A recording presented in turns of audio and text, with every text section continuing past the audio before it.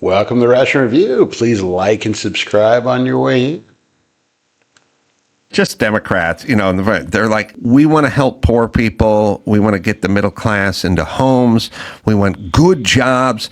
We want to raise the living wage so people can work with dignity. Mm-hmm. Everything you want, no one could ever argue against. I can't argue against helping. You got some fringy about the trans community or something, but all your big stuff about lifting people out of poverty and having schools that work, and somebody could work a full-time job and have enough money to put food on the table. I like it all. Yeah. I like a clean environment. I like schools that work. You guys act like we're arguing with your ideas. Mm-mm. You can't pull your ideas off. That's what we're arguing with. And the process of what you think needs to happen doesn't work. Right. You don't lift people out of poverty. You don't solve the homeless problem.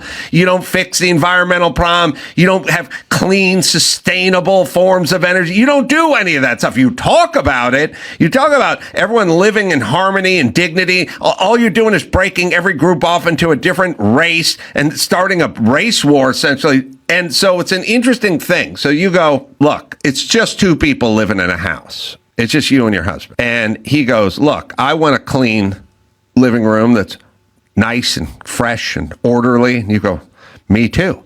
And then they go, my way to do this is I give a homeless guy $3 and then we let him in and we tell him to clean the living room, and while we're at work. Mm-hmm. And then he cleans the living room, and then you go, no. We tried that last time. He defecated in the middle of the floor and he stole a bunch of food. And you go, oh, you don't want a clean living room? Uh-huh. And I go, no. I want a clean living room. Yeah, that's what I'm saying. Let the homeless guy come in. No, your plans never work. Oh, he doesn't want a clean living room, ladies and gentlemen. And then what if the homeless guy tutored our young daughter in math while we were out? No, I don't want that. Oh, so you don't want kids to be able to learn basic math. They do it with everything, right? And we're not arguing with whatever it is you say you want. We're arguing with your modality. Mm-hmm. That's what we're arguing with. We're at a crossroads. Mm-hmm. I would definitely agree with them on this. I think most people would agree with them on this. It's like, yeah, we all want the same things, but how Democrats want to get there is just not doable, there's lots of other ways we can do it. How about we try those? I have an idea, let's tie minimum wage to the cost of a one-bedroom apartment per county, using the 30-50-20 rule for budgeting. That way, if home prices go up, wages go up. If wages go down, home prices can go down, If they raise prices in the stores, that'll affect housing. That'll drive wages up again.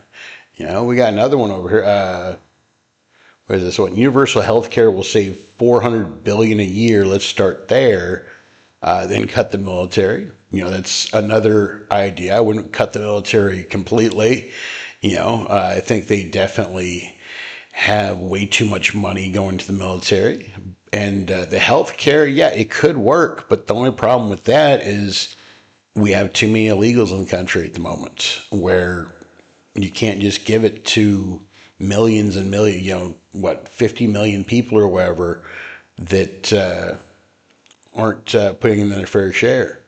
Yeah, just look at California. Total Democrat rule for the last 30 years. It's a disaster. Yep, that's super true. I don't know how Democrats argue that California is a great state. It's just insane.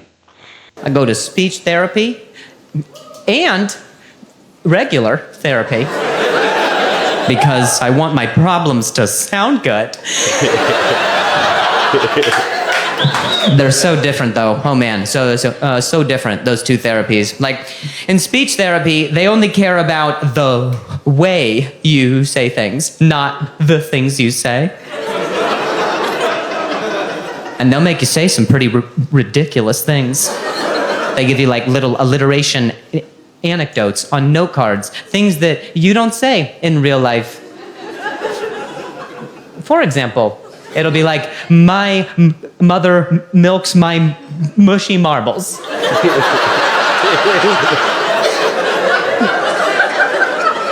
And then you say it, and they're like, that sounded good.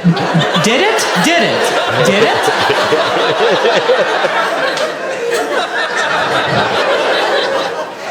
But they don't care, man. In speech therapy, it's celebrated. They're like, Drew, that was amazing. That's amazing. Anytime you get stuck, you remember that exercise. So, a few days later, as I was going about my day, I was having a tough time saying a thing, but remembering my exercise. I was like, my mother milks my mushy marbles.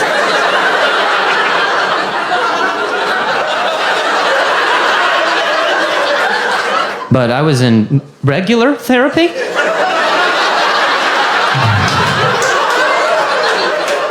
Didn't quite get the same reaction. My therapist was like, what was that? I was like, sorry, man, that just helps me out.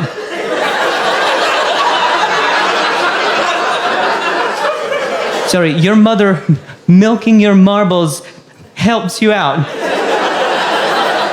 I was like, oh, no. No. My mushy marbles.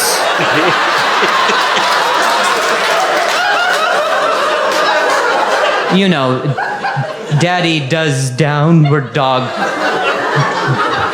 dressed in drag.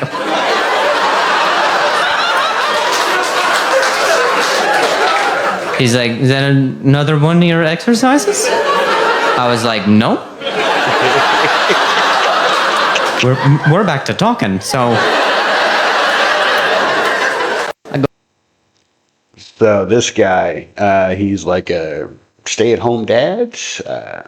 He also does work from home or something, or has business or whatever. But he has the finances taken care of, and he takes care of the kids while his wife works for a nonprofit.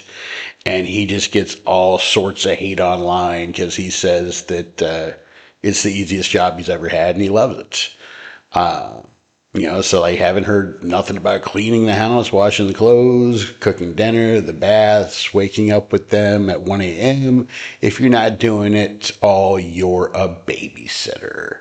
And this has to go with the whole theme of women say the mental load and physical part of being a stay-at-home mom is just absolutely excruciating.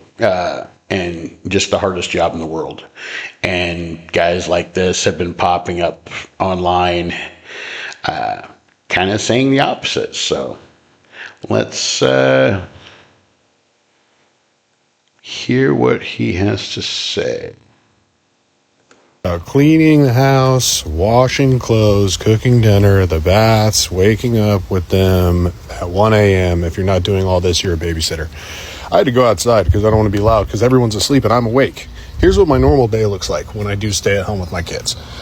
I wake up about an hour and a half before everyone. I do prayer and meditation. I work out. I clean downstairs. I do the floors. Then I make pancakes, sausage, and eggs for everyone.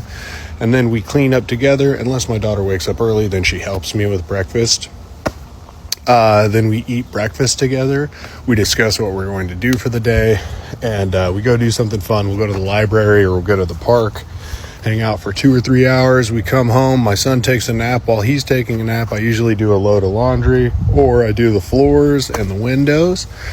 Once he's up, sometimes we'll watch like little PBS Kids for half hour, watch like an episode of Wildcrats.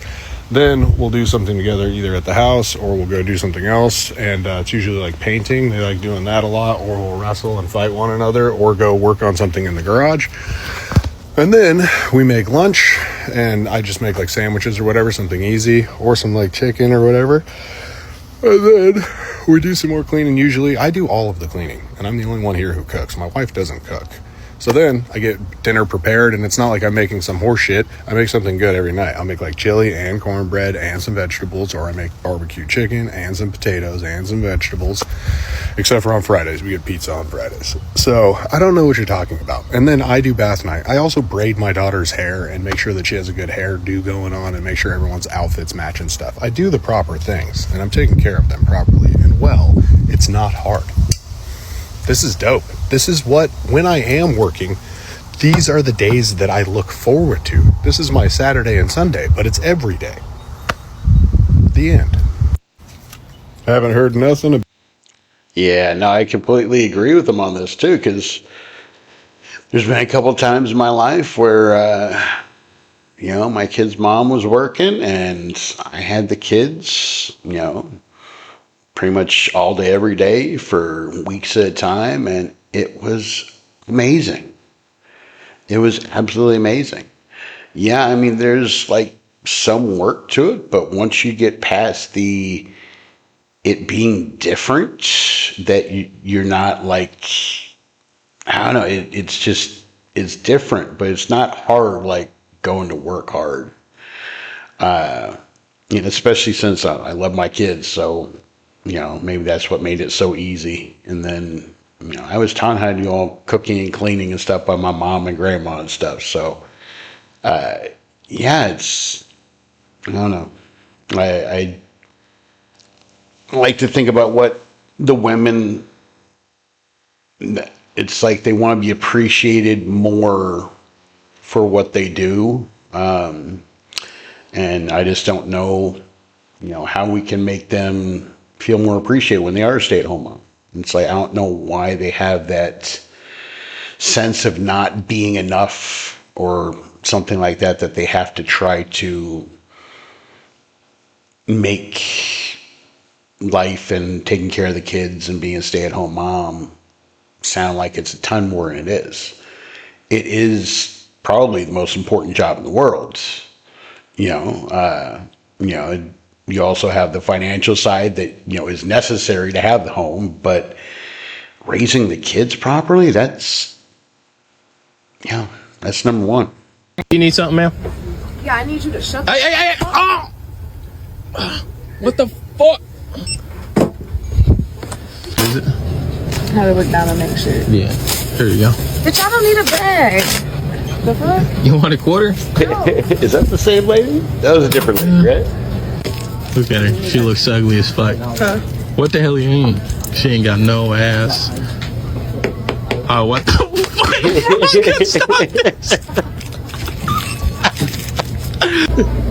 You next. Wait, you want some too? Huh? Oh. All right, see you, honey. Oh, damn. Oh, yeah. Alrighty, go ahead. What's up, bro? Gas, I kind of like ran out. You ran out of gas? Oh, that fucking sucks to be you. What? You piece Spanish? No, why? Gracias, maricón. What do you say? Say thank you, my brother. For real? Yeah. Hell yeah, he's a good guy. Yeah. 1555 1555. Motherfucker, I speak English. How y'all doing? Yeah, good, how are you? Good. Just got better. No, I'm just playing. Okay. What's up? Silent moment? You know what I want. I don't know what I want. I'm about to get a Arizona.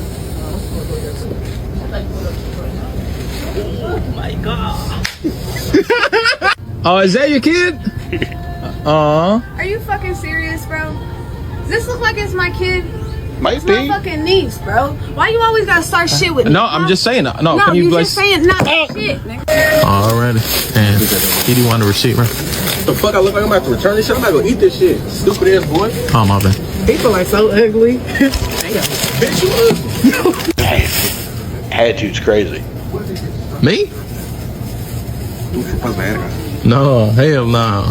What the fuck? Sí, mi amor. No, bro. Mira, ¿verdad que, bueno, él... Tú. Oh, hell no. Oh, hell no. No, man. Hell no. You need something, ma'am? Yeah, I need you to shut Hey! Yeah, I don't, those last Hispanic guys, I don't get that part of the culture where it's like I worked around some groups of Hispanic guys, and they were like from all different places. They love talking about it. They love. It's like, are y'all sure you're straight? Yeah, like they had wives and girlfriends. It's like, why are y'all so fascinated with just talking about it so much? It's just like, it's a trip.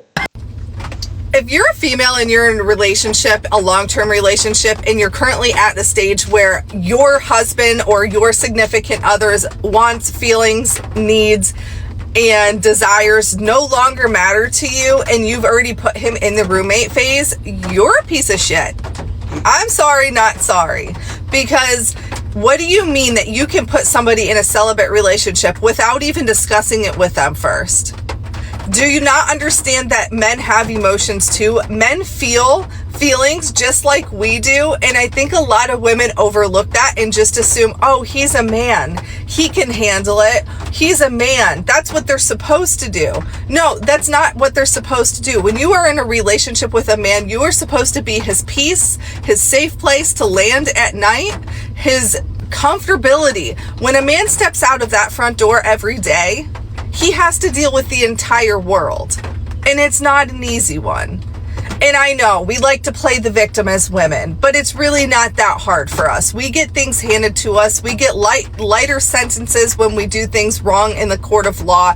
We get everything on a lighter level compared to men. So don't you think that at the end of the day, when your man comes home and he just busted his ass for 16 hours a day, he deserves somebody soft, somebody open and willing to hear how his day was, somebody willing to engage in bedroom activities with him at the end of the day, because at the end of the day, that's all he really wants, is to be close to his significant other.